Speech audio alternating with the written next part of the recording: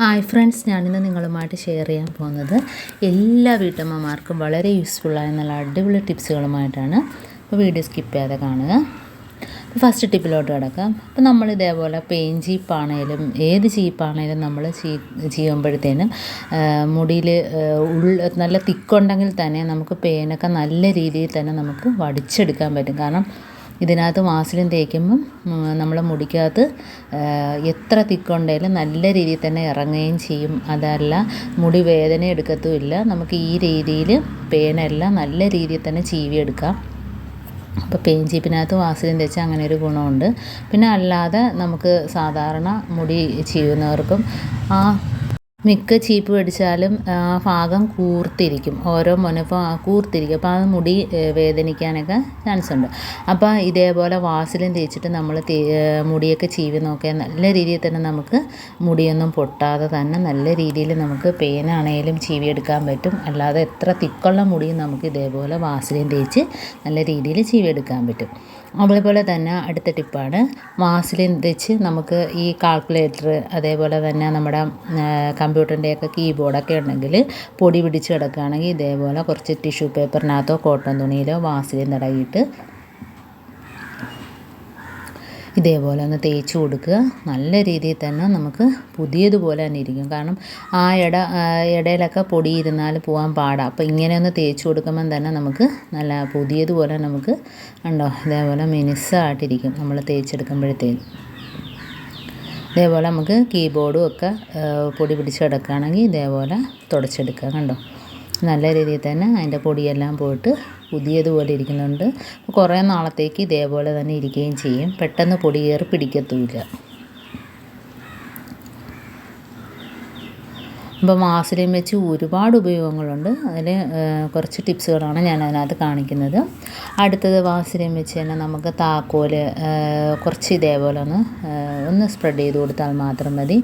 എന്നിട്ട് നമ്മൾ ഏത് പൂട്ടിനകത്താണേലും നമ്മൾ പൂട്ടുന്നതിനൊന്നും ഒരു പ്രയാസമില്ല. ചില പൂട്ടുകൾക്കൊക്കെ ഭയങ്കര പാടായിരിക്കും, നമ്മൾ എണ്ണമയമൊന്നും ഇല്ലാഞ്ഞ് മുറുകിയിരിക്കും. അപ്പോൾ ഇതേപോലെ ഒന്ന് വാസലിൻ തടവിയിട്ട് നമ്മൾ ആ പൂട്ട് ഇതേപോലെ ഉണ്ടോ തുറക്കുന്ന രീതിയിലാക്കിയിട്ട് ആ ഭാഗത്ത് ഇച്ചിരി തേച്ച് കൊടുക്കുക.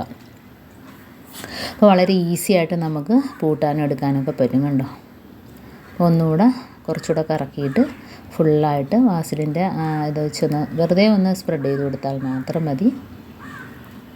ഇനി നമ്മൾ പൂട്ടുകയും തുറക്കുകയും ചെയ്യുന്നതിന് ഒരു ബുദ്ധിമുട്ടുമില്ല.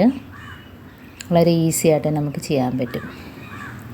അടുത്ത ടിപ്പെന്ന് പറഞ്ഞാൽ നമ്മൾ ഇതേപോലെ തന്നെ വാസലിൻ വെച്ച് റിമോട്ട് നമ്മുടെ ടി വിയുടെ ആണെങ്കിലും എ സിയുടെ ഒക്കെ ആണെങ്കിലും റിമോട്ട് ഇതേപോലെ പൊടി പിടിച്ചിരിക്കുകയാണെങ്കിലും ഇതേപോലെ കുറച്ച് ടിഷ്യൂ പേപ്പറിനകത്ത് വാസലിൻ തേച്ചിട്ട് ഒന്ന് തുടച്ചു കൊടുത്താൽ മതി.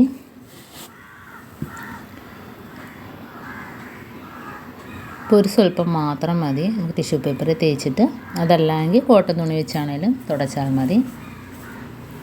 അപ്പോൾ ഇതൊന്നും വെള്ളം വെച്ച് ഒരിക്കലും തുടയ്ക്കരുത്. കാരണം ഇങ്ങനെ വാസലിൻ വെച്ച് തുടയ്ക്കുന്നതായിരിക്കും നല്ലത്. കാരണം അതിൻ്റെ ഇടയിലൊക്കെ വെള്ളം ഇറങ്ങിയിട്ട് റിമോട്ടൊക്കെ കംപ്ലൈൻ്റ് ആകാൻ സാധ്യതയുണ്ട്.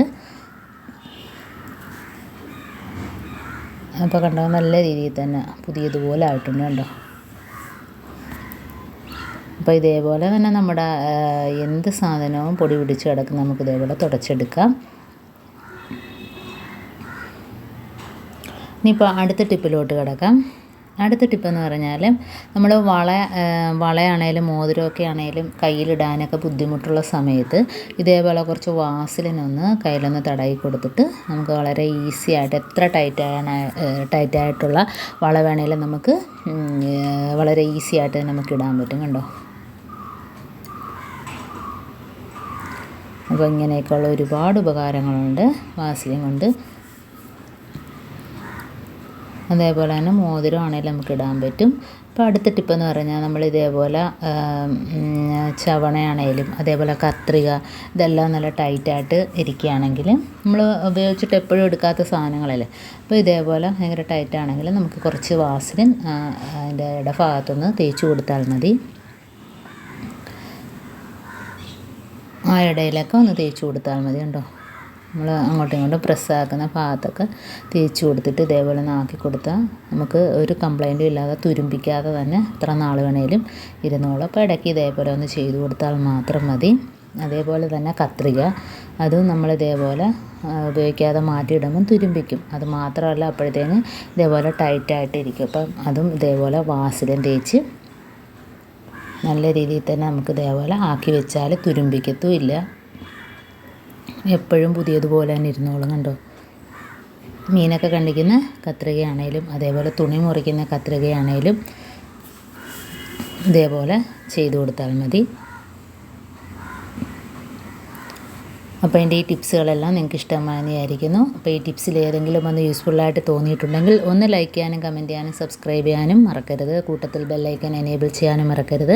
എന്നാൽ മാത്രമേ ഞാനിടുന്ന ഓരോ വീഡിയോസും നിങ്ങളുടെ മുമ്പിൽ നോട്ടിഫിക്കേഷനായി എത്തുകയുള്ളൂ. അപ്പോൾ ഇനിയും നല്ല നല്ല ടിപ്സുകളുമായിട്ട് വീണ്ടും കാണാം. അതുവരേക്കും താങ്ക്സ് ഫോർ വാച്ചിങ്.